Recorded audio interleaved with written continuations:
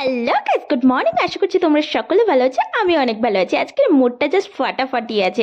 সকাল সকাল ব্রাশ করেই চলে এলাম রান্নাঘরে। দেখো এদিকে আমাদের ভাত হয়ে গেছে, রূপচাঁদ মাছের ভাজাও হয়ে গেছে, আর এদিকে কেটে রেখেছি বিনস আলু ভাজা করব বলে। এখানে মাটনটা ম্যারিনেট করে নিচ্ছি, আর এখানে দেখো আমাদের বিনস আলু ভাজাও হয়ে গেছে। এবার মাটনের আলুটা আমি ভালো করে ভেজে নেব। ভালো করে ভাজা হয়ে গেলে মাটনটাও তুলে দিয়েছি। এবার কষিয়ে কষিয়ে ঢাকনা দিয়ে ভালো করে রান্না করে নিতে হবে। তারপর জল দিয়ে ভালো করে ফুটে গেলে অল্প গরম মশলা দিয়ে নামিয়ে নিলে রেডি টেস্টি টেস্টি মাটন। এদিকে আমি পেঁয়াজের রস বের করছি, তাতে শ্যাম্পু দিয়ে একটু মেখে নেব, কারণ আমার এত খুশকির সমস্যা হয়েছে, তার জন্য শ্যাম্পুর সাথে একটু পেঁয়াজের রস দিয়ে মেখে নিলাম। আর এদিকে দেখো আমাদের লাঞ্চের থালিও রেডি হয়ে গেছে। সাথে আছে বিনস আলু ভাজা, মাটন, আর আছে অনেক স্যালাড।